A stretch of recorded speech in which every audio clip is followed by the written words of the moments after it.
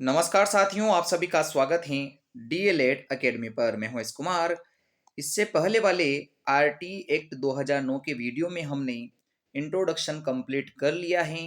कैसे हमारा RT act 2009 बना, इसमें किस प्रकार के संशोधन हुए, कितने अध्याय हैं, कितनी धाराएं हैं और उससे पहले कौन कौन से बिल बने, कौन कौन से आयोग बने और कौन कौन सी समितियां बनी, ये सब जानकारी ले चुके हैं। तो इस वीडियो में प्रत्येक अध्याय की जो धाराएं हैं उनकी विस्तृत जानकारी ले रहे हैं। तो पहले अध्याय का नाम है हमारे पास प्रारंभिक।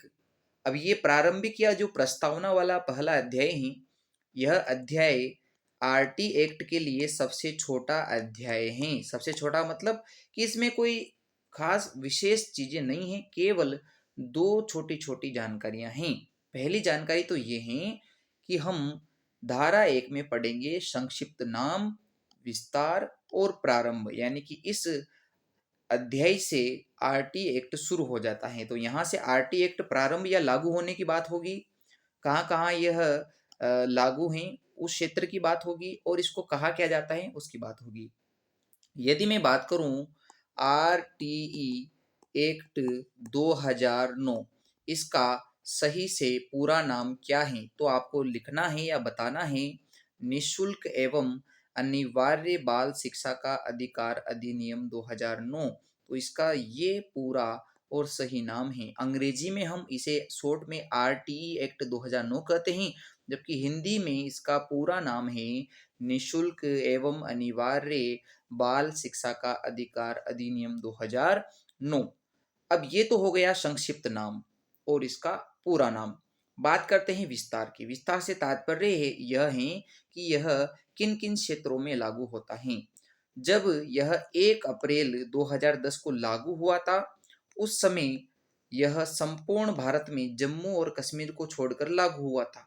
बट आपको मैंने पिछले वीडियो में बताया कि 5 अगस्त 2019 से यह जम्मू कश्मीर में भी लागू है। तो वर्तमान में आरटी एक्ट संपूर्ण भारत में लागू होता है, जिसमें जम्मू कश्मीर भी सम्मिलित हैं।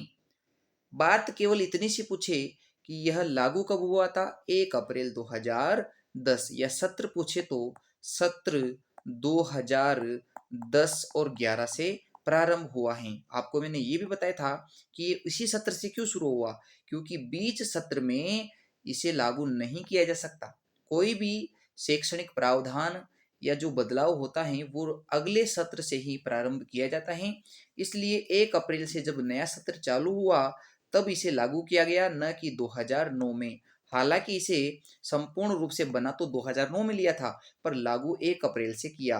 अब कई सारे शिक्षक ऐसा बताते हैं कि गोखले जी ने 1910 में अपना बिल लाए, इसलिए 2010 में ये प्रारंभ किया। यह कहीं पे लिखा हुआ नहीं है, इसलिए ये बात सत्य नहीं है। जो आपको मैंने बताया कि 1 अप्रैल से लागू इसलिए करना पड़ता है क्योंकि हर 1 अप्रैल से नया शैक्षणिक वर्ष प्रारंभ होता है, तो उसके लिए यह किया गया था। और जब ये सितंबर के आसपास बनकर तैयार हो चुका था तो लागू इसलिए नहीं कर पाए क्योंकि लागू करने के लिए सत्र को शुरू से जो है देखा जाता है, न कि बीच से। तो इसलिए बीच में लागू नहीं किया गया।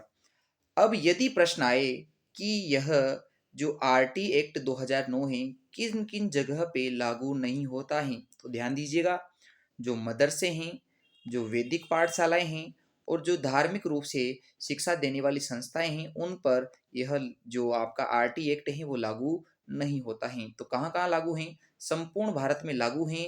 मदरसे, वैदिक पाठशालाएं और धार्मिक शैक्षणिक संस्थाओं को छोड़कर 1 अप्रैल 2010 से। और वर्तमान में तो जम्मू कश्मीर में भी लागू हैं। पूरा नाम है निशुल्क एवं अनिवार्य बाल शिक्षा का अधिकार अधिनियम 2009।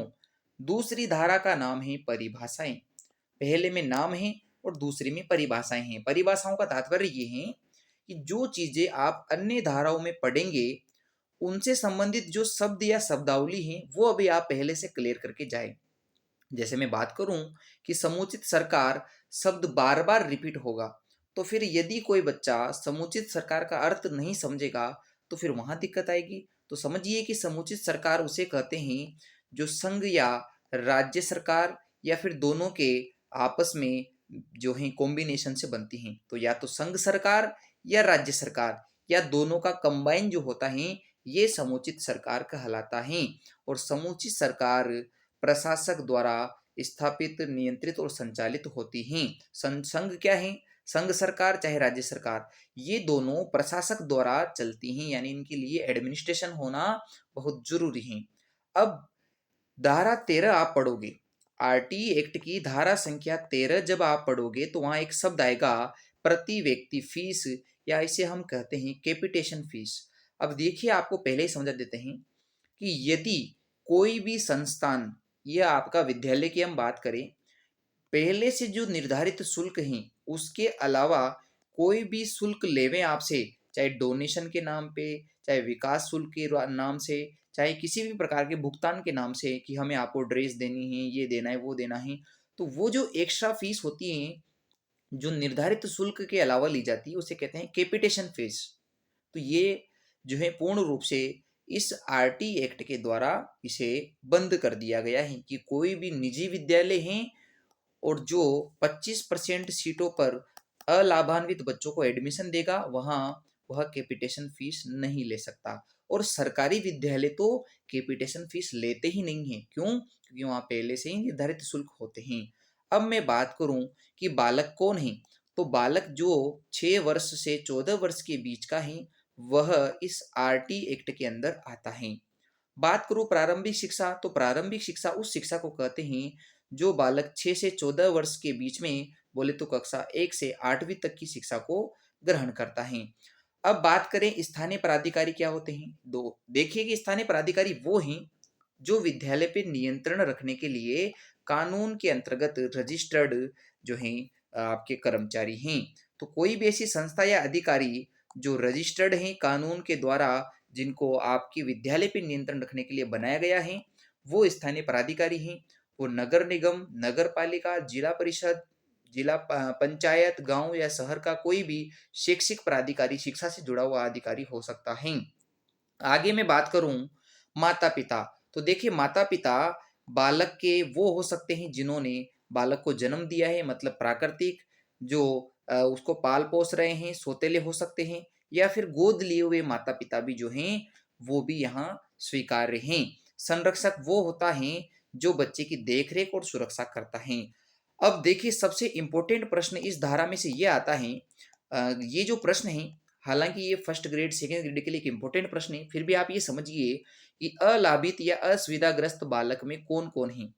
पिछले पेपर आप अगर रीड के आप उठा के देखोगे ग्रेड थर्ड के, तो उसने एक प्रश्न पूछा था ग्रेड थर्ड 2023 की परीक्षा में कि ऐसे बालक जो अनुसूचित जाति, जनजाति या सामाजिक और शैक्षणिक रूप से पिछड़े होते हैं उनको क्या कहा जाता है, तो उनको कहा जाता है असुविधाग्रस्त अलाभित बच्चे।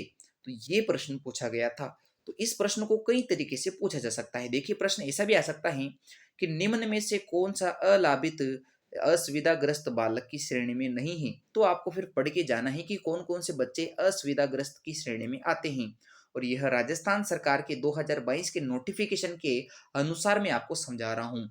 ऐसा बालक जो एससी कैटेगरी का है, चाहे एसटी का है, चाहे निःशक्त है, निःशक्त का मतलब जिसको दिक्कत आती है चलने फिरने में, इनमें जो सामाजिक और आर्थिक या शैक्षणिक रूप से पिछड़ा हुआ है, जो अनाथ बालक हैं, या जिसमें जो युद्ध में विधवा हो चुकी महिला का पुत्र है, जो बीपीएल में अभिभावक आते हैं उनका बच्चा हो, या फिर जो एचआईवी पीड़ित या कैंसर से प्रभावित बालक हो, या फिर उनके माता पिता का बच्चा हो, या ऐसा पिछड़ा वर्ग हो ओबीसी में आने वाला, या फिर एसबीसी या एमबीसी में आने वाला जिसकी आय 2.5 लाख से कम हो।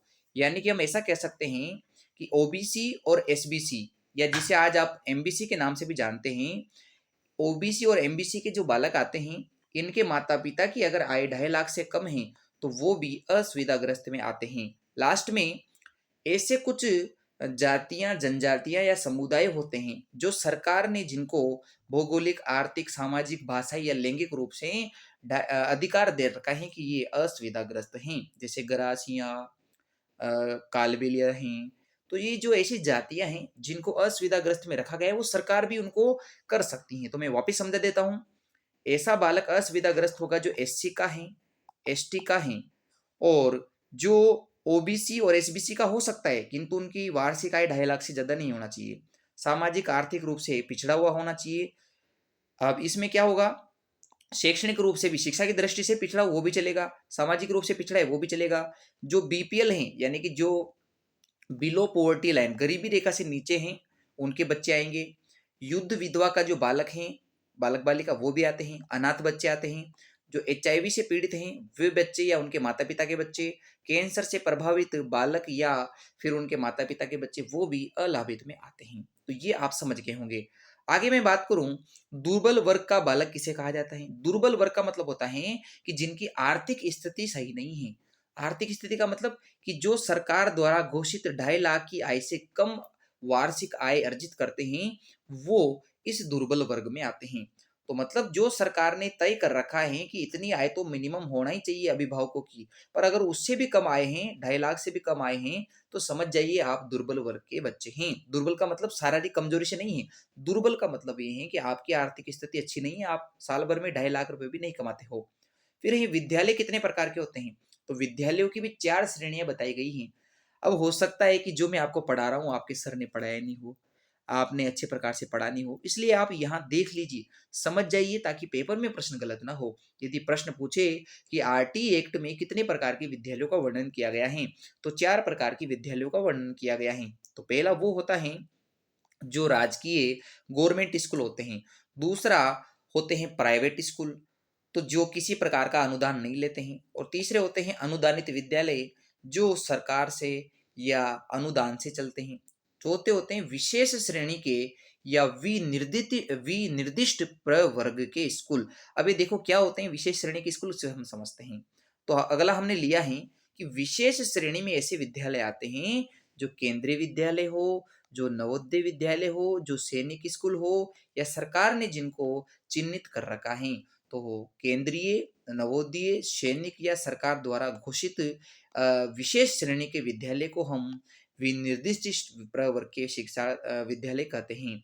लास्ट में है धारा 13 के अंदर आने वाली एक और बात, जिसको हम कहते हैं अनुवीक्षण प्रक्रिया, बोले तो स्क्रीनिंग। क्या होता है कि कई ऐसी स्कूल होती हैं निजी क्षेत्र की या सरकारी क्षेत्र की, जो बच्चे की प्रवेश परीक्षा या साक्षात्कार इंटरव्यू लेकर बच्चे को एडमिशन देते हैं। तो ये चीज नहीं होगी। आरटी ने प्रवेश परीक्षा और साक्षात्कार पर बैन लगा रखा है, बंद कर रखा है कि यदि प्रवेश के परीक्षा के हिसाब से या इंटरव्यू के आधार पे बच्चों का एडमिशन ले, तो बच्चों का एडमिशन होगा ही नहीं। इसलिए ये प्रक्रिया भी बंद कर दी गई है। तो वो आपको मैं वापस समझा देता हूँ। स्क्रीनिंग प्रवेश परीक्षा को कहते हैं, या साक्षात्कार के बारे में है। विशेष श्रेणी के विद्यालय आपको समझ में आ गए होंगे। टोटल 4 विद्यालय होते हैं। दुर्बल वो वर्ग वो हैं जो 2.5 लाख से कम कमाते हैं। अलाभान्वित वर्ग को अच्छे से पढ़ना है आपको। संरक्षक जो देखभाल करता है, माता पिता जो प्राकृतिक हो सकते हैं, दत्तक हो सकते हैं, सौतेले हो सकते हैं। स्थानीय प्राधिकारी जो विद्यालय पे नियंत्रण रखने के लिए होता है। प्रारंभिक शिक्षा 1 से 8 तक की होती है। बालक जो आरटी में आता है वो 6 से 14 साल का आता है। और प्रति व्यक्ति फीस, कैपिटेशन फीस जो होती है, वो विद्यालय के निर्धारित शुल्क के अलावा एक्स्ट्रा फीस होती है, वो नहीं ले सकते हैं। और सरकार में संघ सरकार आ सकती है, राज्य सरकार आ सकती है, या दोनों का कॉम्बिनेशन भी आ सकता है। और ये कहाँ लागू नहीं होता है, मदरसे, वैदिक पाठशाला, धार्मिक संस्थान पर लागू नहीं होता है। संपूर्ण भारत में लागू है। वर्तमान पर 1 अप्रैल 2010 से शुरू हुआ था। और इसका पूरा नाम निःशुल्क एवं अनिवार्य बाल शिक्षा का अधिकार अधिनियम 2009 है। तो पहला अध्याय और पहले अध्याय के अंदर आने वाली दोनों धाराएं कंप्लीट होती हैं। अब हम बढ़ते हैं अगले अध्याय पर। अगले अध्याय का नाम है शिक्षा का अधिकार, या बोले तो आरटीई, राइट टू एजुकेशन। तो देखिए पूरा नाम आपको इसका पता है, निःशुल्क एवं अनिवार्य शिक्षा का अधिकार। अब बच्चे को क्या अधिकार है धारा 3 के अनुसार, तो धारा 3 ये कहती है कि कोई भी बच्चा अपने नजदीकी विद्यालय में निःशुल्क और अनिवार्य रूप से शिक्षा ग्रहण कर सकता है, जिसकी उम्र 6 से 14 वर्ष की हो। तो सरकारी विद्यालय जो 6 से 14 साल के बच्चों का एडमिशन देते हैं, वो बच्चे के नजदीक जहाँ बच्चा रहता है वहीं से स्थापित करवाए जाते हैं। तो निःशुल्क शब्द का मतलब ये है कि कोई भी बालक को उससे कोई भी भुगतान वगैरह, फीस वगैरह नहीं ली जाएगी। अनिवार्य का मतलब ये है कि राज्य सरकार या जो समुचित सरकार है उसका कर्तव्य है कि बालक को प्रारंभिक शिक्षा जो 6 से 14 वर्ष में होनी चाहिए वो उपलब्ध करवाए। यानी कोई भी बच्चा इस शिक्षा से वंचित न रहे। तो अनिवार्य मतलब हर एक को शिक्षा मिले, और निःशुल्क मतलब बिना किसी भुगतान की, बिना किसी डोनेशन की, बिना किसी फीस की शिक्षा मिलनी चाहिए। साथ ही में ये भी बताया गया है कि ऐसे बच्चे जो बहुनिशक्त हैं, जिनको मल्टीपल कोई डिसऑर्डर हैं या कोई बीमारी हैं या गंभीर जो बीमारी से पीड़ित हैं, ऐसे बच्चों के पास घर आधारित शिक्षा लेने का या चयन करने का अधिकार है। तो ये भी हैं कि ऐसे बच्चे जो गंभीर बीमारी से पीड़ित हैं, जो मल्टीपल बीमारियों से ग्रसित हैं, उनको घर आधारित शिक्षा चुनने का अधिकार है। और ये 2012 के संशोधन करने के बाद ये जुड़ा था। तो ये आरटी के धारा संख्या 3 की बात हो चुकी है। और धारा संख्या 4 सबसे ज्यादा पूछी जाने वाली धाराओं में से एक है। धारा संख्या 4 के बारे में क्या पूछता है कि आयु के अनुसार प्रवेश होगा कक्षा में। अब ये आयु के अनुसार प्रवेश कैसा होता है या किनका होता है, तो ध्यान दीजिए, ऐसे बालक जो 6 वर्ष की आयु पूर्ण कर चुके हैं या 6 से ज्यादा वर्ष के हो चुके हैं और जो अब तक कहीं पे भी नहीं गए हैं पढ़ने के लिए आंगनबाड़ी वगैरह में, उन बच्चों को स्कूल में आयु के अनुसार प्रवेश देते हैं। यदि वो बच्चा 6 वर्ष तक आंगनबाड़ी या कहीं पे भी नहीं गया है, प्री स्कूल वगैरह, तो उसे कक्षा 1 में प्रवेश देंगे। 7 वर्ष का बालक है तो उसे कक्षा 2 में देंगे प्रवेश। 8 वर्ष का बालक है या उससे अधिक उम्र का है तो कक्षा 3 में एडमिशन देंगे। 9 वर्ष का बालक है तो कक्षा 4 में देंगे। 10 वर्ष का बालक है तो 5वीं क्लास में जाएगा। 11 साल का बालक है तो कक्षा 6 में जाएगा। 12 साल का है तो कक्षा 7 में। और 13 से 14 साल के बीच में है तो कक्षा 8 में प्रवेश लेगा। तो इसी अनुरूप जो है आयु के अनुसार बच्चे प्रवेश लेते हैं। मैंने आपको यहाँ बता दिया है। आपका अगर प्रश्न आए कि किस आयु वर्ग में कौन सी क्लास में प्रवेश मिलता है तो वो भी मैंने समझा दिया है। आगे मैं बात करूं धारा 5 में है कि आप विद्यालय में बच्चों को रोक नहीं सकते। उसको अगर अन्य विद्यालय में जाना है तो स्थानांतरण बोले तो टीसी देनी पड़ेगी आपको। तो अगर बालक ऐच्छिक विद्यालय में जाता है जो उसे जाने का अधिकार है तो आप उसे रोक नहीं सकते। 7 दिन के भीतर आपको टीसी देनी पड़ेगी, अन्यथा विद्यालय के कक्षा अध्यापक और प्रधानाचार्य दोनों के खिलाफ जो है जो कार्यवाही की जाती है। दूसरी बात क्या है कि अगर कहीं पे मान लो 5वीं तक की व्यवस्था है और आगे प्रारंभिक शिक्षा पूर्ण करने की व्यवस्था नहीं है विद्यालय में, तो ऐसे बच्चे भी टीसी ले सकते हैं अपनी प्रारंभिक शिक्षा को पूर्ण करने के लिए।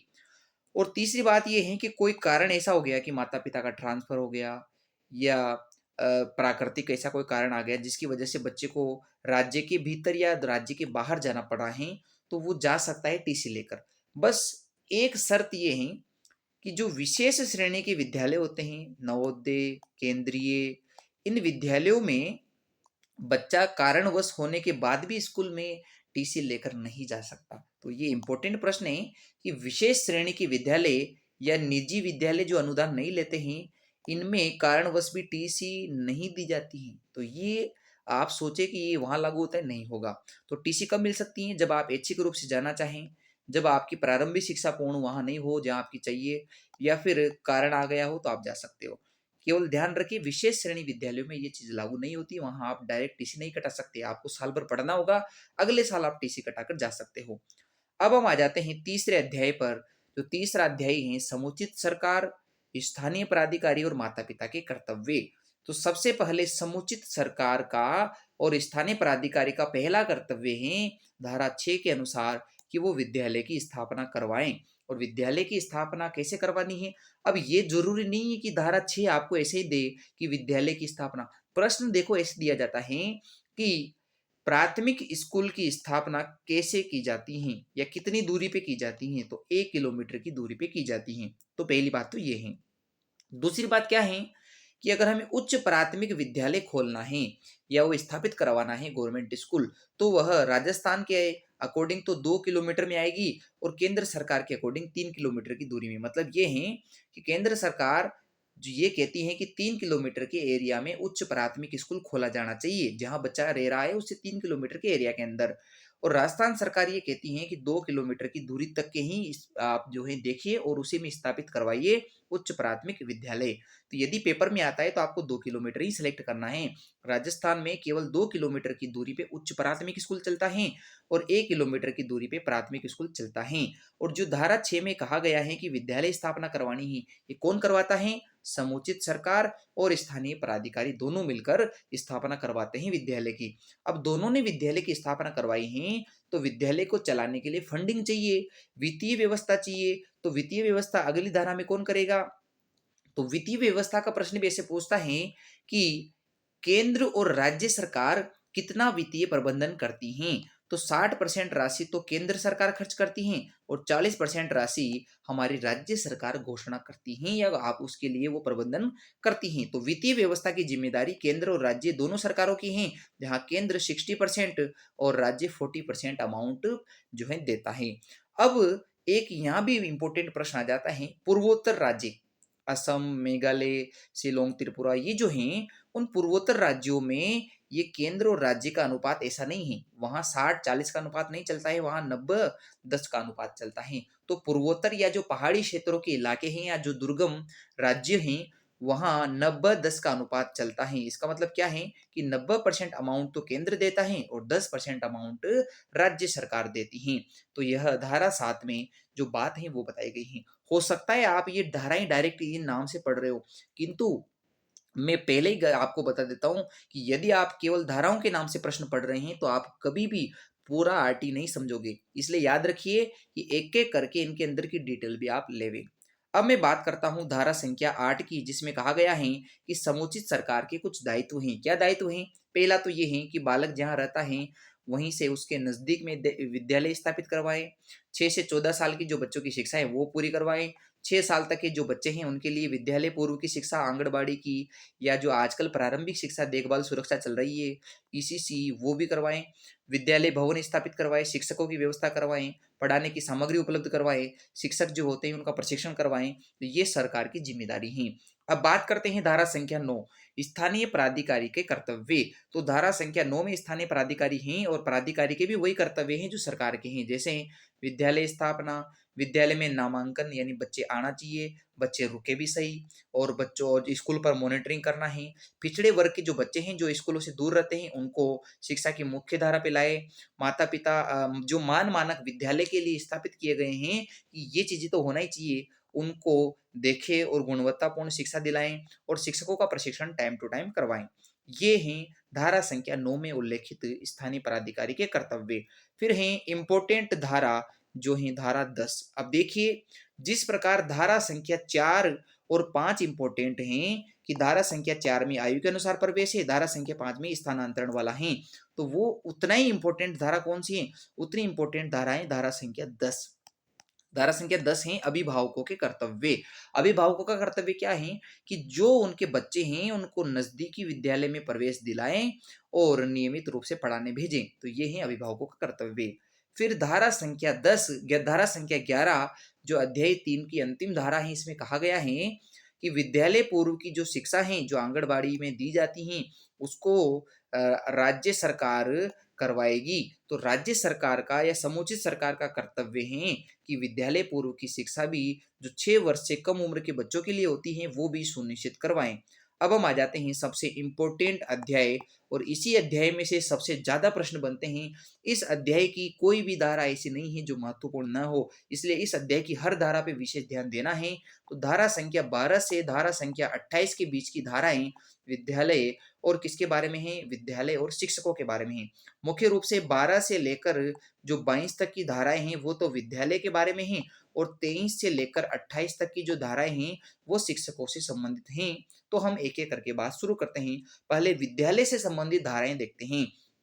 तो हमारे धारा संख्या 12 ये भी सबसे ज्यादा पूछी जाने वाली धाराओं में से एक है। क्या है?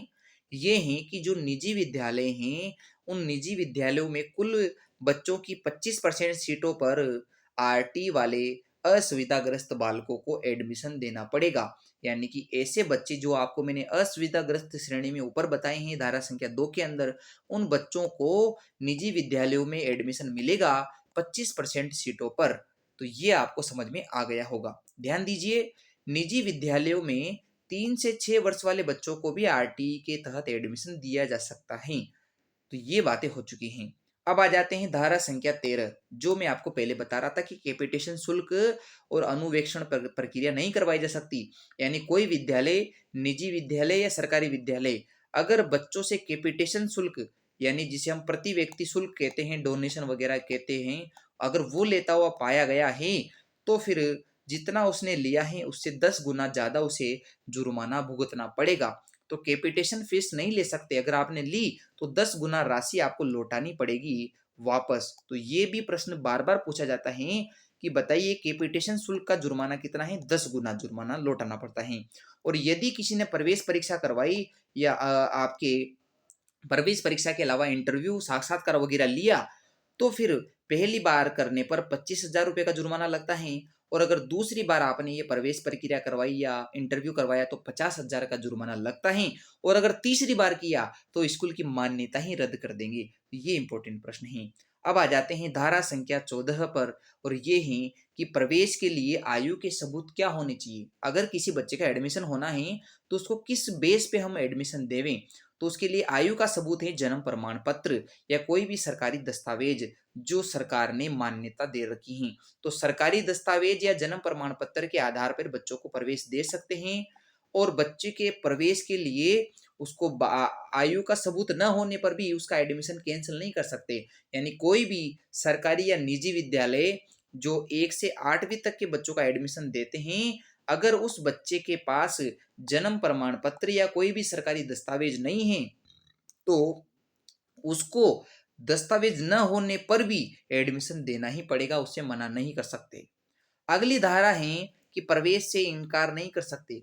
अब मैंने आपसे अभी कहा है कि उसको एडमिशन देना पड़ेगा, प्रवेश से मना नहीं कर सकते और अगली धारा का नाम भी ये है धारा 15 में कि प्रवेश से मना नहीं कर सकते। तो ये दोनों में थोड़ा अलग-अलग बात है। वहाँ तो ये है कि अगर उसके पास आयु का सबूत नहीं है, तो भी एडमिशन देना पड़ेगा और यहाँ ये बात है कि यदि साल भर यदि बच्चों का विस्तारित अवधि तक एडमिशन न हुआ और वो उसके बाद एडमिशन लेने आया, तो क्या आप उसका एडमिशन नहीं दोगे? आपको देना पड़ेगा। अब विस्तारित अवधि क्या होती है इसको समझते हैं। सत्र शुरू होता है आपके अप्रैल से। तो अप्रैल से लेकर अगर अप्रैल के 6 महीने आगे तक बोले तो सितंबर तक, अप्रैल, मई, जून, जुलाई, अगस्त, सितंबर। तो अप्रैल से लेकर जो सितंबर तक का जो सत्र होता है, इस वाली अवधि को बोला जाता है विस्तारित अवधि। अगर इन 6 महीनों में बच्चा एडमिशन ले लेता है कक्षा 1 से 8 तक, तो उसको एडमिशन सामान्य रूप से दिया जाता है। अगर मान लो कि कोई बच्चा सितंबर के बाद एडमिशन लेने आया है, अक्टूबर, नवंबर, दिसंबर, जनवरी, फरवरी, मार्च तक, तो क्या उसको एडमिशन नहीं मिलेगा? मिलेगा। तो सत्र 2022-23 से ही राजस्थान सरकार ने घोषणा कर दी है कि अब से साल भर प्रवेश होंगे। अगर विस्तारित अवधि निकल भी चुकी है तो भी आप प्रवेश मना नहीं कर सकते, आपको एडमिशन देना ही पड़ेगा। तो ये चीज समझ में आ गई होगी। अब बढ़ते हैं धारा संख्या 16 और इसको भी आप इम्पोर्टेंट मानिए, ये भी बहुत इंपॉर्टेंट है। धारा संख्या 12 जो निजी विद्यालयों में 25% सीटों के बारे में बताती है, उतने ही इंपॉर्टेंट ये भी धारा है। और ये क्या है? ये है रोकने और निष्कासन का प्रतिषेध। अब ये इंपॉर्टेंट धारा इसलिए है क्योंकि इसमें 2 बार संशोधन हो चुका है। एक बार तो 2019 में और एक बार 2024 में संशोधन हुआ है। पहली बार जब संशोधन हुआ था 2019 में, तब इसमें 4 उपधाराएं जोड़ी गई हैं जो मैं आपको यहाँ बताऊंगा। और दूसरी बार जो संशोधन हुआ वो तीसरी उपधारा के अंदर संशोधन किया गया था। अब वो क्या है समझते हैं। 16 की पहली उपधारा में कहा गया है कि साल भर के अंत में एक बार 5वीं 8वीं का पेपर होना है। तो ये बात बिल्कुल सही है। दूसरी बात क्या है कि 5वीं 8वीं में अगर कोई बच्चा असफल रह जाता है, फेल हो जाता है बोर्ड परीक्षा में, तो फिर उसको 2 महीने के भीतर दोबारा पढ़ाकर पेपर दिलाना है। ये बात भी सही है। तीसरी धारा में जो संशोधन किया गया और जो पहले क्या था उसको समझा देता हूँ। पहले ऐसा होता था कि 5वीं 8वीं में पहली बार अगर बच्चे ने पेपर दिया और फेल हो गया, दूसरी बार पेपर दे लेता था और दूसरी बार भी फेल हो गया, तो उसे 8वीं और 5वीं पास मानकर आगे वाली क्लास में भेज दिया जाता था। यानी कि फेल होने के बावजूद भी उसे उस क्लास में नहीं रोका जाता था, अगली क्लास में भेज दिया जाता था। किंतु अब ऐसा नहीं है। अब यदि वो दूसरी बार भी पुनः परीक्षा में भी 2 महीने बाद भी फेल हो गया, तो उसे उसी कक्षा में अनुत्तीर्ण मारकर दोबारा पढ़ाया जाएगा। तो ये 5वीं 8वीं में फेल करने का नियम आ चुका है 2024 में। और चौथी जो इसकी धारा है, धारा 16(4), वो क्या है? इसमें कहा गया है कि कोई भी बालक आपकी स्कूल में है तो आप उसे तब तक नहीं निकाल सकते जब तक कि उसकी 8वीं तक की या जो प्रारंभिक शिक्षा है वो पूर्ण नहीं हो जाती हैं। तो उसके निष्कासन पर प्रतिषेध है, निष्कासन पर मना है, वो आप नहीं निकाल सकते। तो आपको ये चीज समझ में आ गई होगी। अब आ जाते हैं धारा संख्या 17 और ये भी इंपॉर्टेंट है क्योंकि 17 आते ही बच्चे पे खतरा आ जाता है। और खतरा किस बात का है? बच्चे को दो ही तरीके से खतरा हो सकता है, या तो शारीरिक मार से या शारीरिक दंड से, या मानसिक रूप से कोई दंड या प्रताड़ना दी जाए। तो शारीरिक और मानसिक दंड बच्चे को नहीं दे सकते हैं। अगर किसी टीचर ने या प्रधानाचार्य ने ऐसा किया तो उस पर अनुशासनात्मक कार्यवाही होती है और साथ ही में 3 महीने तक का उसको कारावास दिया जा सकता है। अब बात करते हैं धारा संख्या 18। और धारा संख्या 18 और 19 बहुत ही रिलेवेंट हैं और ये हैं कि एक तो विद्यालय की मान्यता होनी चाहिए और विद्यालय के पास मान और मानक होने चाहिए। अब देखो, मान्यता और मानक ये क्या है, इसको समझते हैं। धारा संख्या 18 ये कहती है कि कोई भी विद्यालय बिना मान्यता के नहीं चलाना है। अगर आपने बिना मान्यता के या बिना मान्यता प्रमाण पत्र के विद्यालय चलाया तो आपको 1 लाख रुपए का जुर्माना देना पड़ेगा। तो ये प्रश्न भी बार बार आता है कि कोई विद्यालय बिना मान्यता के हो तो उसको कितना जुर्माना देना पड़ता है, 1 लाख रुपए का। और अगर फिर भी 1 लाख का जुर्माना लगने के बाद भी वो स्कूल चलाता है बिना मान्यता के, तो फिर रोजाना उसे 10,000 रुपए का जुर्माना देना पड़ेगा। तो ये धारा संख्या 18 में बताया गया है। धारा संख्या 19 18 से ही जुड़ी हुई है। बस छोटी सी बात ये है कि विद्यालय में सबसे इंपॉर्टेंट बात ये है कि ये सब चीजें जो मैं आपको नीचे बताऊं होना चाहिए। और अगर ये चीजें नहीं है विद्यालय में तो विद्यालय पे डायरेक्ट जुर्माना लगेगा। और जुर्माना लगने के बाद भी अगर विद्यालय ने वो व्यवस्था नहीं करवाई जो होना चाहिए तो फिर उसकी मान्यता रद्द कर देंगे। तो ये वाली बात है। अब धारा 19 क्या है? धारा 19 में कहा गया है कि विद्यालय के पास भवन होना चाहिए, चार दीवारी होना चाहिए, शौचालय होना चाहिए, खेल मैदान होना चाहिए, बैठक व्यवस्था, जल व्यवस्था, फर्नीचर, शिक्षक, रसोई घर आदि की व्यवस्था होनी चाहिए। और यदि ऐसा नहीं है तो विद्यालय को हम 3 साल दे देंगे और 3 साल के अंदर ये सारी व्यवस्था करनी है। और अगर फिर भी ये व्यवस्था नहीं हुई 3 साल के अंदर तो उस पर जुर्माना लगाकर उसकी मान्यता रद्द कर दी जाएगी। ये धारा 19 के अंदर कहा गया है। अब बात करते हैं धारा संख्या 20 पर। और धारा संख्या 20 तो बहुत सिंपल है। सिंपल कैसे? कि अनुसूची में बदलाव। अनुसूची क्या है आपको मैं आगे समझाऊंगा। अनुसूची धारा संख्या 19 और धारा संख्या 25 के ऊपर बनाई गई है। धारा संख्या 25 शिक्षकों की पदों की संख्या के बारे में है और धारा संख्या 19 है कि विद्यालय में क्या क्या चीजें होगी और क्या नहीं होगी। तो धारा संख्या 19 और धारा संख्या 25 दोनों को लेकर जो एक अनुसूची पढ़ाई जाती है, उस अनुसूची में कोई बदलाव करना है, कुछ हटाना है, जोड़ना है, तो उसका जो शक्ति है, जो पावर है, वो केंद्र सरकार के पास रहेगी। तो केंद्र सरकार अनुसूची में बदलाव कर सकती है। अब आप एक छोटी सी चीज और ध्यान दीजिए कि यदि किसी प्राथमिक विद्यालय कक्षा 1 से 5 वाले विद्यालय में 10 CWSN 10 विशेष वाले आवश्यकता वाले बच्चे हैं तो फिर वहां एक विशेष शिक्षक लगाया जाता है, स्पेशल BSTC वाला शिक्षक लगाया जाता है। और यदि किसी उच्च प्राथमिक विद्यालय जो कक्षा 8 के लिए चलता है, 1 से 8 के लिए, तो उन विद्यालयों में अगर 15 बच्चे CWSN कैटेगरी के हो जाते हैं तो वहां भी एक स्पेशल टीचर होता है। तो ये भी संख्या के अनुरूप मैंने आपको समझा दिया है। और इंपॉर्टेंट धारा पे आ जाते हैं जिसका नाम है 21वीं धारा। वापिस समझा देता हूं। धारा संख्या 4 इंपॉर्टेंट है आयु के अनुसार प्रवेश। धारा संख्या 5 इंपॉर्टेंट है, वो है TC जारी करने से संबंधित। धारा संख्या आपके 10 इंपॉर्टेंट है माता पिता के अभिभावकों के कर्तव्य। धारा संख्या 12 इंपॉर्टेंट है। किस लिए इंपॉर्टेंट है? क्योंकि वो इंपॉर्टेंट है निजी विद्यालयों में प्रवेश। धारा संख्या 16 इंपॉर्टेंट है कि बच्चे को फेल नहीं कर सकते, पास नहीं कर सकते, इसके संबंधित। और धारा संख्या 17 भी इंपॉर्टेंट है कि उस पर खतरा नहीं आना चाहिए। और धारा संख्या 21 भी इंपॉर्टेंट है, वो है विद्यालय प्रबंधन समिति SMC की स्थापना करवाना है। अब मैं आपको SMC के बारे में जो महत्वपूर्ण प्रश्न आते हैं वो यही बता देता हूं। आप तो कोई भी SMC के बारे में अन्य जानकारी मत लीजिए, आप बस इतना पढ़ के जाइए, आपका एक भी प्रश्न बाहर नहीं निकलेगा। मैं SMC की जानकारी दे देता हूं। SMC की 2 प्रकार की समितियां होती हैं, सभाएं होती हैं। एक तो होती है साधारण सभा और एक होती है आपके कार्यकारी समिति या कार्यकारिणी सभा। साधारण सभा में क्या होता है? साधारण सभा में जितने भी बच्चे पढ़ रहे हैं उनके माता पिता और जो स्कूल में टीचर्स हैं वो इसके सदस्य होते हैं साधारण सभा के। जबकि कार्यकारिणी सभा जिसे हम मुख्य SMC बोलते हैं उसमें कुल 16 सदस्य होते हैं और उन 16 सदस्यों में से ही 2 जनों को अध्यक्ष और उपाध्यक्ष बनाया जाता है। यानी कभी प्रश्न आए कि SMC में अध्यक्ष और उपाध्यक्ष कौन बनता है? अभिभावक बनते हैं।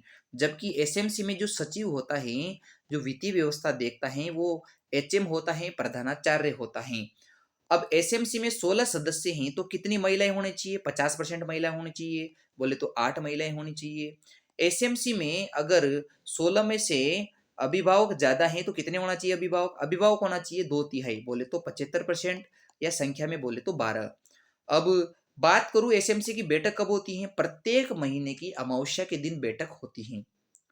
और गणपूर्ति बोले तो इस बैठक में कितनी जो है सीटें होनी चाहिए, मतलब कितने जने आना चाहिए बैठक में, तो मिनिमम 33% गणपूर्ति होना चाहिए और इसे हम कहते हैं 5 सीटें।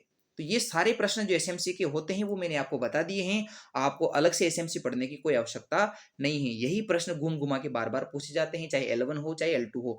इसलिए हम अलग से एसएमसी का जो बिंदु है उसे नहीं पढ़ेंगे। मैंने आज यही आपको पढ़ा दिया है एसएमसी, इससे अलावा कोई प्रश्न नहीं है, क्योंकि एसएमसी की इतनी ज्यादा चीजें हम नहीं पढ़ेंगे। 16 सदस्य कुल, 8 सदस्य महिलाएं 50%, 75% बोले तो 12, 2/3 क्या हो गए अभिभावक। अभिभावक ही बनते हैं अध्यक्ष उपाध्यक्ष। एचएम कौन होता है, एचएम होता है सचिव। बैठक कब होती है, अमावस्या को। बैठक गणपूर्ति कितनी होती है, 33%। एसएमसी की समितियां कितने प्रकार की होती है, 2 प्रकार की। साधारण में सभी टीचर और सभी अभिभावक होंगे और कार्यकारिणी में केवल 16 ही होते हैं। अब मैं बात करता हूं धारा संख्या 22 की। धारा संख्या 22 क्या है, विद्यालय विकास योजना निर्माण। यानी कि जो एसएमसी होती है वो विद्यालय का जो योजना है, योजनाबद्ध तरीके से विकास करने का एक शेड्यूल जारी करती है और उस अनुरूप कार्य करती है।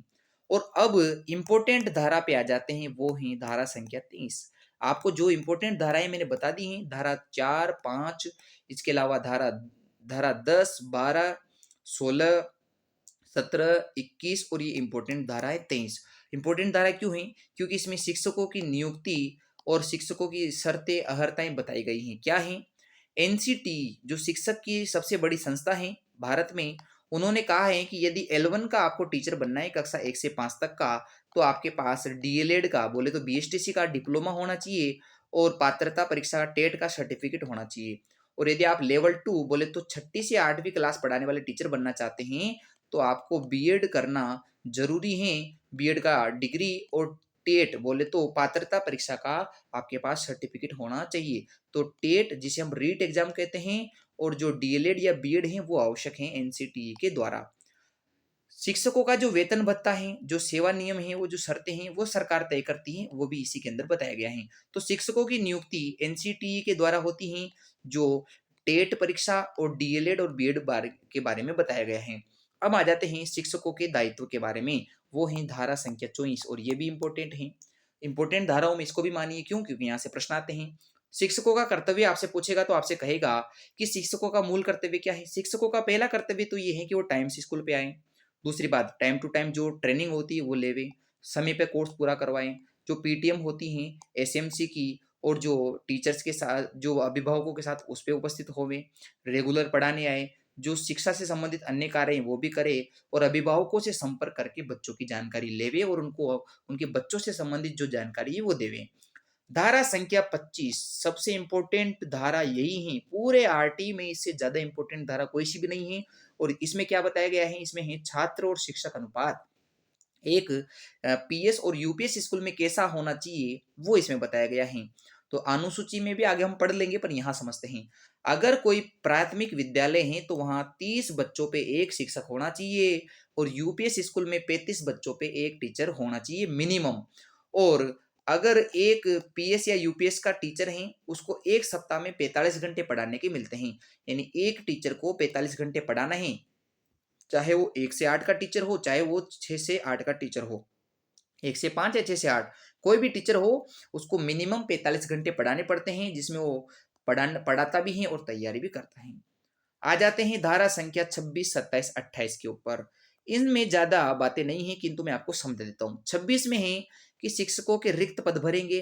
किसी भी विद्यालय में जितने पद स्वीकृत हैं उनसे 10% से ज्यादा खाली नहीं होना चाहिए। दूसरी बात, शिक्षकों को गैर शैक्षिक कार्यों में नहीं लगा सकते। कहाँ कहाँ ड्यूटी कर सकते हैं और कहाँ नहीं कर सकते, तो आप याद रखिए 3 कार्यों में ड्यूटी कर सकते हैं, वो है जेक। जेक बोले तो जैसे जनगणना में लग सकते हैं, ए से आपदा प्रबंधन में और सी से चुनाव। तो जनगणना, आपदा प्रबंधन और चुनाव, इन 3 कार्यों के अलावा शिक्षकों की अतिरिक्त ड्यूटी नहीं लग सकती। और बार बार प्रश्न आता है शिक्षकों की ड्यूटी कहाँ नहीं लग सकती, पल्स पोलियो कार्यक्रम में नहीं लग सकती, क्योंकि वो चिकित्सा विभाग का कार्यक्रम है, शिक्षा विभाग का नहीं है। तो शिक्षा विभाग या तो जनगणना करवाता है या आपदा प्रबंधन के लिए तैयार रहता है या फिर चुनाव करवाता है। ये बात हो चुकी है धारा 27 की।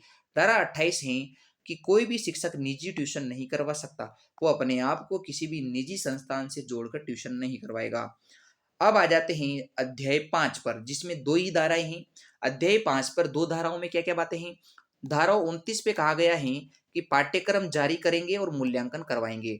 तो पाठ्यक्रम जारी करना और मूल्यांकन के लिए जो संस्था है, वो केंद्र में तो एनसीईआरटी होगी। क्या होगी? बार-बार प्रश्न आता है कि पाठ्यक्रम निर्माण और मूल्यांकन की सबसे बड़ी संस्था या अकादमिक संस्था कौन है, प्राधिकारी संस्था कौन है? तो केंद्र में तो है एनसीईआरटी, और राजस्थान में या राज्यों में होती हैं एससीईआरटी, जिसे हम राजस्थान में आरएससीईआरटी भी बोलते हैं। तो राजस्थान में पूछे तो आरएससीईआरटी और केंद्र में पूछे तो एनसीईआरटी। अब आ जाते हैं धारा संख्या 30। धारा संख्या 30 है परीक्षा करवाना और प्रमाण पत्र देना। अब इसमें क्या कहा गया है कि 8वीं तक इस धारा के अनुसार बच्चे को बोर्ड परीक्षा में बैठना अनिवार्य नहीं है। अनिवार्य नहीं होने का मतलब कि जरूरी नहीं कि बच्चा बोर्ड परीक्षा देवे, परंतु राजस्थान में तो 5वीं और 8वीं बोर्ड चलता है। इसका मतलब उसे ये परीक्षा देना जरूरी है। तो राजस्थान में 5वीं 8वीं बोर्ड की जो परीक्षा होती है, उनका नाम आप समझिए। 5वीं बोर्ड की परीक्षा को कहा जाता है प्राथमिक शिक्षा अधिगम स्तर मूल्यांकन परीक्षा। तो इसका भी प्रमाण पत्र मिलता है। और 8वीं की परीक्षा को कहा जाता है प्रारंभिक शिक्षा पूर्णता, जो है प्रमाण पत्र वाली शिक्षा। तो प्रारंभिक शिक्षा पूर्णता प्रमाण पत्र 8वीं पास होने पर दिया जाता है, और प्राथमिक शिक्षा अधिगम स्तर मूल्यांकन परीक्षा प्रमाण पत्र 5वीं पास होने पर दिया जाता है। तो दोनों आपको मैंने समझा दिया है। अब इसके बाद की जो धाराएं हैं वो इतनी इंपॉर्टेंट नहीं है, किंतु आप छोटा मोटा जानकारी ले लीजिए ताकि मैं आपको यहाँ बता जाऊँ। तो धारा 31 है बच्चों के अधिकारों के मॉनिटरिंग करने से संबंधित। और बच्चों के अधिकारों की मॉनिटरिंग कौन करेगा? राज्य बाल संरक्षण आयोग। तो प्रत्येक राज्य में एक राज्य बाल संरक्षण आयोग की स्थापना करवाई जाएगी, जो बच्चों के अधिकारों को देखेगा कि बच्चे को जो शिक्षा का अधिकार दिया गया है वो सही तरीके से पालना हो रही है या नहीं हो रही है, तो उसकी मॉनिटरिंग करने का काम ये आयोग करेगा। अब है शिकायतों को दूर करना। जो बच्चों से रिलेटेड शिकायतें हैं उनको स्थानीय प्राधिकारी 3 महीने के अंदर दूर करेगा। अगर कोई स्थानीय प्राधिकारी की 3 महीने की जो कार्यवाही है उससे संतुष्ट नहीं है, तो उसके निर्णय के विरुद्ध वो राज्य बाल संरक्षण आयोग के पास जा सकता है। आ जाते हैं धाराएं जो 2 इंपॉर्टेंट हैं यहाँ से भी, वो क्या क्या है? तो देखिए 33 और 34 ये धारा इंपॉर्टेंट क्यों है? क्योंकि यहाँ एक शब्द आता है राष्ट्रीय सलाहकार परिषद और राज्य सलाहकार परिषद। इन दोनों का गठन करना है, और ये दोनों का गठन जरूरी है। पहले राष्ट्रीय आता है फिर राज्य आएगा। तो 33 पहले आता है, 34 बाद में आता है। तो 33 में क्या कहा गया है कि बच्चों के लिए जो आरटी हैं उससे संबंधित एक राष्ट्रीय स्तर पे सलाहकार परिषद होगी, जो इस आरटी को लागू कराने का कार्य पूर्ण रूप से करेगी। तो प्रभावी क्रियान्वयन कराना है, आरटी 2009 को संपूर्ण रूप से लागू करवाना है। इसके लिए राष्ट्रीय स्तर पे एक सलाहकार परिषद होगी जिसमें अधिकतम 15 सदस्य होंगे। इसका अध्यक्ष भारत का शिक्षा मंत्री होगा। 3 महीने में एक बार बैठक होगी। यहाँ के जो सदस्य बनेंगे वो 2 साल तक कार्यकाल होगा उनका, और कोई भी सदस्य 2 बार से ज्यादा इसमें सदस्य नहीं बन सकता है। तो राष्ट्रीय सलाहकार परिषद हो गई है। और सेम बात राज्य सलाहकार परिषद पे भी लागू होती है कि 15 सदस्य होंगे। वहां भारत का शिक्षा मंत्री है, यहाँ राज्य का शिक्षा मंत्री होगा इसका अध्यक्ष। इसका कार्य भी वही है, प्रभावी क्रियान्वयन। वही 2 साल तक कार्यकाल है, 3 महीने में बैठक होगी, और 2 बार से अधिक सदस्य नहीं बन सकते हैं। ये हो चुके हैं। अब आ जाते हैं अध्याय 7 जिसका नाम है प्रकीर्ण, और यहाँ 35 से 39 के बीच की धाराएं हैं। धारा 35 में क्या है? निर्देश जारी करना है। अब निर्देश कौन किसे जारी करता है? अगर केंद्र सरकार निर्देश जारी कर रही है तो राज्य सरकार और स्थानीय प्राधिकारी को जारी करेगी। राज्य सरकार जारी कर रही है तो वो स्थानीय प्राधिकारी और एसएमसी विद्यालय प्रबंधन समिति के लिए जारी करेगी। और अगर स्थानीय प्राधिकारी निर्देश जारी करता है तो एसएमसी को कर सकता है। तो कौन किसे निर्देश जारी करता है ये हमने आपको बता दिया है। फिर अगला है अभियोजन के लिए पूर्व मंजूरी, यानी किसी भी प्रकार से कोई कार्यवाही करनी है तो उसके लिए सक्षम अधिकारी की पहले मंजूरी होती है, फिर उसके बाद आप पर सरकार जो है कार्यवाही कर सकती है। तो कार्यवाही करने से पहले एक सक्षम अधिकारी की अनुमति लगती है। उसके अभियोजन, उसकी अनुमति के बिना, उसकी मंजूरी के बिना कार्यवाही नहीं हो सकती है। अगला है धारा संख्या 37, और वो है सद्भावक पूर्वक की गई कार्यवाही के संरक्षण में। यानी कि एसएमसी में जो कार्यवाही की जाती है, राज्य या केंद्र सरकार जो कार्यवाही करेगा, बाल संरक्षण चाहे वो राज्य का हो या राष्ट्रीय हो, उसके खिलाफ आप न्यायालय में कोई भी रिपोर्ट दर्ज नहीं करा सकते। यानी कि बाल संरक्षण आयोग, राज्य और केंद्र सरकार और एसएमसी, इनके खिलाफ आप कहाँ नहीं जा सकते हैं? न्यायालय में कोई वाद दायर नहीं कर सकते हैं। फिर है धारा संख्या 38। इसमें है कि समुचित सरकार चाहे तो अपने राज्य में इस इस आरटी एक्ट 2009 को संशोधित रूप से या कुछ अलग नियम बनाकर भी लागू कर सकती हैं। तो हमने आरटी रूल 2011 बनाया है, जो अगला हमारा बिंदु होगा। तो आरटी एक्ट 2009 तो पढ़ लिया है, परंतु इसके बाद जो पढ़ेंगे आरटी रूल 2011, वह राजस्थान ने इसी धारा पर संशोधन करके बनाया है। तो बार बार प्रश्न आता है कि राजस्थान में जो शिक्षा का अधिकार अधिनियम नियम 2011 है, वो किस धारा में संशोधन करके बनाया है। तो वो धारा कौन सी है? वो धारा है आपके 38। और उसके बाद है कठिनाइयों को दूर करने की शक्ति, वो एक ही सरकार के पास होगी, केंद्र सरकार। उसके अलावा कोई भी ऐसी सरकार नहीं है जो कठिनाइयों को दूर करने की शक्ति रखती है। तो ये सारी धाराएं हो चुकी हैं और ये सबसे नवीनतम धारा जो बाद में जुड़ी थी। तो हमने सभी धाराओं को देख लिया है। आई होप ये धाराएं आपको समझ में आई होगी। अब हम अनुसूची को समझते हैं। अनुसूची के प्रश्न ऐसे होते हैं जो 90% बच्चे समझ नहीं पाते हैं, वो गलतियां करते हैं। तो आपको गलतियां करने से बचना है, तो ये ध्यान से सुनना है। देखिए, अगर कोई प्राथमिक विद्यालय है कक्षा 1 से 5 तक का, तो उसमें 30 बच्चों तक एक टीचर होता है। 31 से लेकर 60 तक 2 टीचर होते हैं। ये फिक्स है पहले से ही, ये मैंने नहीं, ये गवर्नमेंट ने सर्टिफाइड रूप से दिया है कि अगर 60 से अधिक बच्चे हैं और 90 से कम हैं तो तीन तीन टीचर लगेंगे। 90 से 120 के बीच में है तो 4 टीचर लगेंगे। और 121 से 200 के बीच में अगर कोई भी स्कूल में बच्चे हैं प्राथमिक विद्यालय के, तो वहां 5 टीचर लगाने हैं। और अगर 150 से ज्यादा बच्चे हो जाएंगे तो वो 5 टीचर तो लगेंगे पहले से ही, जो पहले से मौजूद हैं। पर 150 बच्चे होते ही एक प्रधान अध्यापक भी आपको हेड मास्टर भी नियुक्त करना पड़ेगा। तो ये वाली बात है। और अगर किसी प्राथमिक विद्यालय में 200 से अधिक बच्चे हो जाए तो 40 एक के हिसाब से जो है हम टीचर रखते हैं पढ़ाने वाले। एचएम जिसमें शामिल नहीं होगा। अगर मैं बात करूं कि हमारे पास 204 बच्चे हैं तो कितने प्राथमिक शिक्षक होंगे पढ़ाने के लिए? तो आप 40 का भाग देकर देखिए, 6 टीचर आएंगे पढ़ाने के लिए। कितने टीचर आएंगे? 6। और एक हेड मास्टर। तो यदि प्रश्न पूछे कि पढ़ाने के लिए कितने टीचर होंगे? 6। और कुल स्वीकृत पद कितने होंगे? तो 6 तो पढ़ाने के लिए टीचर और एक हेड मास्टर, तो कितने हो गए? 7। तो 7 तो स्वीकृत पद हैं जो एचएम सहित आएगा।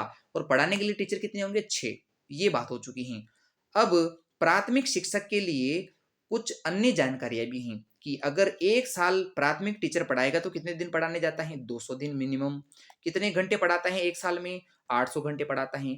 और प्रति सप्ताह कितने घंटे पढ़ाता है? 45। तो एक प्राथमिक शिक्षक जो कक्षा 1 से 5 में पढ़ाता है, वह वर्ष भर में 200 दिन पढ़ाता है, 800 घंटे पढ़ाता है और मिनिमम 45 घंटे प्रति सप्ताह उसे पढ़ाना होता है। अब मैं बात करता हूँ बड़ी स्कूल में। बड़ी स्कूल का मतलब उच्च प्राथमिक विद्यालय में। तो उच्च प्राथमिक विद्यालय में ये संख्या कहीं पे भी मेंशन नहीं है कि कितने बच्चों पे कितना टीचर होगा। जैसे आपको ऊपर यहाँ मेंशन किया है डिब्बा बनाकर, ऐसा मेंशन नहीं है। अगर किसी किताब में ऐसा मेंशन कर रखा है तो समझिए वो फर्जी किताब है, उसमें जानकारी सही नहीं है। मैं आपको समझाता हूँ कि इस उच्च प्राथमिक विद्यालय में किस हिसाब से टीचर लगते हैं। पिछले साल भी ऐसा ही हुआ था। एक प्रश्न आया था कि 130 बच्चों पे कितने टीचर लगेंगे? सब इसमें 4-4 टीचर लगा के आए हैं। पर उसमें प्रश्न थोड़ा घुमा के पूछा था कि अगर केवल ये पूछता कि 130 बच्चों पे कितने टीचर लगेंगे, कितने शिक्षक होंगे, तो शिक्षक तो 4 ही होने थे। पर अब यहाँ चक्कर क्या पड़ रहा है? उसने यूं पूछा था कि 130 बच्चों पे कितने पद स्वीकृत होंगे। अब स्वीकृत देखो, स्वीकृत पदों में हेडमास्टर का पद भी जोड़ा जाता है, इसलिए वहां 5 टीचर आंसर माना गया था। तो समझते हैं कि उच्च प्राथमिक विद्यालयों में क्या होगा। वहां ऐसी बात कही गई है कि मिनिमम हर 35 बच्चों पे एक टीचर तो होना ही चाहिए। पहली बात तो ये है। पर जरूरी नहीं है कि वो ऐसा होगा। और कोई भी विद्यालय जो 6 से 8 का है, अगर वहां 100 से कम बच्चे हैं तो मिनिमम 3 टीचर लगेंगे। कल एक बच्चे ने मेरे से प्रश्न पूछा था कि सर, एक 6 से 8 तक का विद्यालय है, एक 8वीं तक का विद्यालय है, उसमें 29 बच्चे हैं, तो वहां कितने टीचर लगेंगे? तो अगर आप पहला यहाँ ये चीज लगाओ, पहला नियम, तो 35 एक के हिसाब से यहाँ एक टीचर होना चाहिए। परंतु ऐसा नहीं होगा। मैंने अभी आपसे कहा है, यदि कोई विद्यालय 6 से 8 तक के बच्चों को भी पढ़ाता है, यानी उच्च प्राथमिक विद्यालय हैं, और वहां 100 से कम बच्चे हैं, कोई विद्यालय जहां 100 से कम बच्चे हैं, वहां 3 टीचर लगेंगे। और 3 टीचर कौन कौन होंगे? गणित विज्ञान के लिए एक टीचर होगा, सामाजिक विज्ञान का एक टीचर होगा और हिंदी और अंग्रेजी में से एक टीचर लगेगा। तो ये इम्पोर्टेंट बात है कि किसी भी विद्यालय में जो 8वीं तक का है, वहाँ न्यूनतम 3 शिक्षक होंगे 100 से कम बच्चों पर। अब चाहे 29 बच्चे हो, चाहे 39 हो, चाहे 49 हो, चाहे 99 हो, चाहे 78 हो, 70 हो, उससे कोई लेना-देना नहीं है। अगर 100 से कम बच्चे हैं किसी यूपीएस स्कूल में, यूपीएस अपर प्राइमरी स्कूल में, तो वहाँ न्यूनतम 3 शिक्षक लगेंगे। और जैसे ही 100 बच्चे हो जाते हैं या 100 से अधिक बच्चे हो जाते हैं, तो फिर वहाँ एक प्रधानाचार्य की पोस्ट भी क्रिएट हो जाती हैं। तो आप ध्यान दीजिए, यदि केवल प्रश्न यूपीएस के हिसाब से पूछे, तो आपको ध्यान ध्यान देना है कि स्वीकृत शब्द नहीं आना चाहिए। अगर उसने प्रश्न में स्वीकृत पद पूछे हैं, तो स्वीकृत पद में आप ऐसे निकालिए कि आप पहले 100 से अधिक में भाग दीजिए 35 का। जैसे आपको मान लो 125 बच्चों पर निकालना है, तो आप कैसे निकालोगे? आप जोड़ोगे कि 125 के हिसाब से 4 टीचर लगेंगे। कितने टीचर लगेंगे? 4। तो 4 तो पढ़ाने वाले टीचर हैं, पर अगर स्वीकृत पद कह रहा है तो एचएम को भी स्वीकृत पदों पे ही जोड़ा जाता है। तो कुल मिला के 5 टीचर हो जाएंगे। तो ऐसे हमें ध्यान रखना है कि प्रत्येक 100 बच्चों पर एक प्रधानाचार्य की पोस्ट होती है यूपीएससी स्कूल में। तो ये पोस्ट हो चुकी हैं। और अंशकालिक टीचर जैसे जो है स्वास्थ्य के लिए पेरा पीटी टीचर आ जाते हैं, कला शिक्षक का टीचर आता है, कार्य अनुभव के लिए टीचर आता है, तो ये अंशकालिक टीचर है, वो भी लगाए जाते हैं। अब हम आ जाते हैं कि जो बड़े टीचर हैं, L2 वाले टीचर हैं, बड़े टीचर का मतलब जो बड़ी कक्षाएं पढ़ाते हैं, वो 220 दिन का जो है उनका कार्य दिवस होता है, जबकि पीएस में ये 200 दिन है। पीएस स्कूल में जो 1 से 5वीं वाली हैं, उन टीचर के लिए 200 दिन पढ़ाने का रूल है, और यूपीएस में 220 दिन का। वो टीचर 800 घंटे पढ़ाते हैं, ये 1000 घंटे पढ़ाते हैं। वो टीचर भी एक सप्ताह में 45 घंटे पढ़ाते हैं मिनिमम, और ये भी 45 घंटे पढ़ाते हैं। तो दोनों बात बराबर हैं यहाँ तो, और बाकी थोड़ा-थोड़ा ऊपर चेंज है। अब भवन कैसा होना चाहिए? ये धारा संख्या 19 में आपको बताया गया था। धारा संख्या 19 क्या थी? विद्यालय के मान मानक। तो ये चीजें सब विद्यालय के मान मानक में आती हैं। और अभी जो ऊपर हम पढ़ रहे थे पीएस और यूपीएस स्कूल, ये धारा संख्या 25 में आते हैं। तो धारा संख्या 19 के मान मानक में क्या है कि सभी मौसम के लिए भवन होना चाहिए। ऐसा कोई भवन नहीं होना चाहिए जो बारिश के लिए बढ़िया हो, सर्दी उसमें सर्दी के लिए, और या फिर जो गर्मी है उसकी व्यवस्था ना हो। तो सभी मौसम के लिए उपयुक्त भवन होना चाहिए। बाधा मुक्त होना चाहिए, यानी कि वहाँ आने जाने में कोई व्यवस्था नहीं होना, बाधा नहीं होना चाहिए। खेल मैदान होना चाहिए, चारों ओर बाड़बंदी या फिर दीवारें होना चाहिए, पुस्तकालय होना चाहिए, बालक बालिकाओं के लिए अलग से शौचालय होना चाहिए, रसोई घर होना चाहिए, सुरक्षित और पर्याप्त पेयजल की व्यवस्था होना चाहिए, वहाँ भंडार गृह भी होना चाहिए, और हर शिक्षक के लिए कम से कम एक कक्षा, और सभी शिक्षकों के लिए एक कार्यालय होना चाहिए जहाँ प्रधानाचार्य कक्ष भी होगा। तो ये भवन से संबंधित बातें हैं। तो आई होप ये लगभग 1 घंटे के आसपास की क्लास हुई है। पर यदि इस किसी बच्चे ने इस पूरी क्लास को पढ़ा है, तो मैं गारंटी देता हूँ कि कोई प्रश्न, सिंगल प्रश्न भी उसके बाहर नहीं जाएगा, क्योंकि एक-एक चीज़ें मैंने आपको यहाँ क्लियर कर दी हैं। यदि स्वीकृत पद पूछे, तो ध्यान देना है स्वीकृत पदों पे एचएम को भी जोड़ना है। पढ़ाने वाले शिक्षक को तो जोड़ना ही है, पर उसमें एचएम को भी जोड़ना है। और ये जो उच्च प्राथमिक विद्यालय हैं, वहाँ 100 से अगर कम बच्चे हैं, तो वहाँ आप 1, 2, 3 ना करिए, वहाँ 3 ही शिक्षक लगाने होंगे। और वो 3 शिक्षक कौन-कौन से सब्जेक्ट के लगेंगे, वो भी मैंने आपको बता दिया है। और अगर छोटी स्कूल है, तो वहाँ आपको ये मैंने पूरा अच्छे से समझा दिया है कि वहाँ तो पहले से ही तय करके दिया गया है। तो ये तो आपको कोई दिक्कत नहीं होगी। तो ये अनुसूची धारा 25 और 19 के धारा 19 के लिए हैं, और बाकी सारी धाराएँ आपको मैंने पढ़ा दी हैं। तो ये नोट्स आपको टेलीग्राम पे निःशुल्क मिल जाएँगे, आप इसको पीडीएफ को प्रिंट कराकर भी पढ़ सकते हैं। तो आई होप आपको ये समझ में आ गया होगा।